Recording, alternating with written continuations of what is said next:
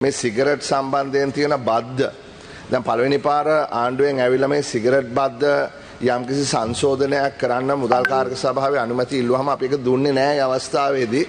ඔවුන්ට නැවතත් අපි කාර්ක සභාවට පැමිණලා අද ඒක ලොජිකලි අපිට විශ්ලේෂණය කරන්න කියලා කිව්වා. ඔවුන් ඒක කරා. දැන් ඔබලාට අයවැය පනත සම්මත කරගන්න අවශ්‍ය නිසා අපිට තවදුරටත් එක කල් දාන්න බැරි නිසා අපි ඒක සම්මත කරා. මොකද නැත්තම් මෙතන අවුලක් වෙන නිසා. නමුත් ගරු කතානායකතුමනි මේ සිගරට් බද්ද ගහන විදිය වැරදි.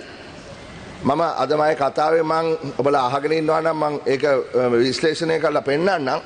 මොකද ලෝක සෞඛ්‍ය සංවිධානයත් පිළිගත් UNDP සංවිධානයේ මේ සියලුම දෙනා කියලා තියෙන්නේ price tax in price. ඒ කියන්නේ සිගරට් එකක් විකුණනකොට ඒකට 75ක බද්දක් වදින්න ඕනේ. ඉතින් මේ බද්ද මේ වසර කිහිපයක් තුළ පල්ලෙහාට එමින් පවතිනවා. හරි? එතකොට මොනෑම හෝ හේතුවක් නිසා ආණ්ඩුවට එන ආදායමට වඩා මොනෑම හෝ හේතුව මොකක්ද කියලා අපි දන්නවා. චෝදනාවක් එල්ල කරනවා නෙවෙයි. නමුත් මේක හරියට විශ්ලේෂණය නොකරගත්ත නිසා ආයතනයට ලැබෙන ලාභය අතිවිශාලයි ආණ්ඩුවට ලැබෙන මේ ආදායමට වඩා. ඉතින් ඒ නිසා මම යෝජනා කරනවා සම්පූර්ණයෙන්ම අලුතෙන් හිතන්න සිගරට් වලට ගහන බද්ද සම්බන්ධයෙන්.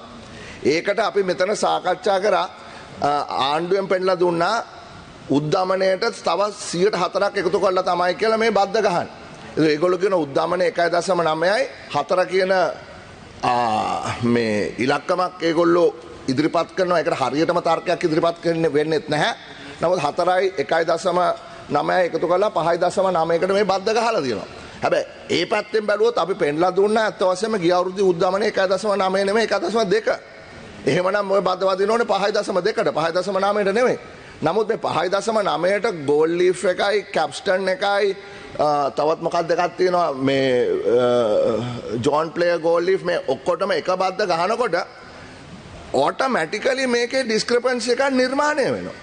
මේ ඩිස්ක්‍රිපන්සි එකක් නිර්මාණය වෙනකොට අලුත් සිගරට් ඉදිරිපත් කළා ඒවට කට්ටියව අල්ල ගන්නවා. මොකද තර්කය තමයි එහෙම නැති වුණොත් එහෙම බීඩි බොන්න ඒ කට්ටිය උනන්දු වෙනවා කියලා. ඉතින් මම මේ සභාවට යෝජනා කරනවා මුදල් කමිටුව හැටියට අපි මේක සම්මත කරේ අයවැය පාස් කරගන්න අවශ්‍යතාවය නිසා නැතුව වෙන මොකක්ද නිසා නෙමෙයි. ඉතින් ඒ නිසා අපිත් සහභාගී වෙන්නම් අලුතෙන්ම මේ සිගරට් බද්ද පනවීම සම්බන්ධයෙන් පාර්ලිමේන්තුවේ තීරණයක් ගන්න ඕන කියන එක තමයි මගේ යෝජනාව. ගරු කතානායකතුමා බොහොම ස්තුතියි. මහජන පෙත්සම්